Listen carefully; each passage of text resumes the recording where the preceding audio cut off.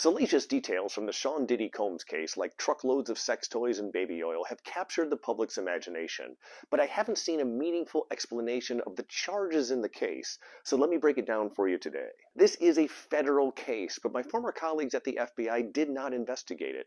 Instead, it was done by Homeland Security Investigations and is being prosecuted by the U.S. Attorney's Office in the Southern District of New York. That means Manhattan. The federal grand jury released a 3-count indictment charging Diddy with a racketeering conspiracy, sex trafficking, and transportation to engage in prostitution. It's important to understand that an indictment is just a finding of probable cause and doesn't mean that he's been found guilty of these accusations. If that happens, it'll happen at a non-televised trial in 2025 or even maybe 2026. The activity alleged in the indictment stretches back to 2008 and claims that Diddy abused, threatened, and coerced women while engaging in sex trafficking, forced labor, kidnapping, arson, bribery, obstruction of justice, and other crimes. The charges that the government hit him with are usually reserved for pimps dispatching prostitutes across state lines to service paying clients, but they're being applied to Diddy as the person who hired and imported women for sexual performances and his own wild parties. According to the charges, the parties featured events called freak-offs,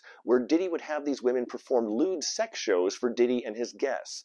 This wouldn't normally be a crime, but when the women resisted his demands, Diddy got violent with the girls, allegedly using force and intimidation to make them perform. There's also a drug element where the freak-off contestants were given illegal narcotics to get them in the right headspace for these sex events.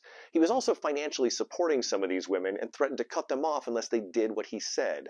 A lot of this was done by intermediaries from his entourage, many of whom are cooperating with the government. Compounding Diddy's problems are allegations of a cover-up. Once the federal investigation was underway, Diddy and his crew went into damage control mode, threatening the women to keep their mouths shut or lie to federal agents, which is no bueno. And that's pretty much the charges and what the government will have to prove at the trial.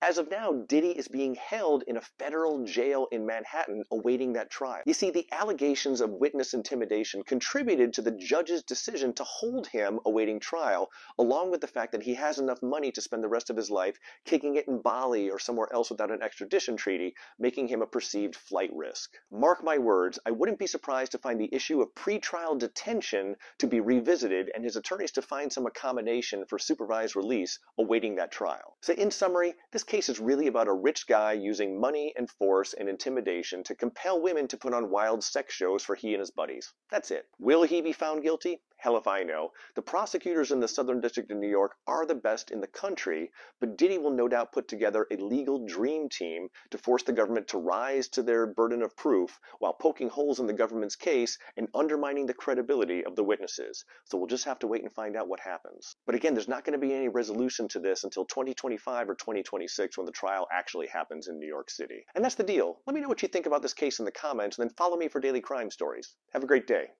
and be cool.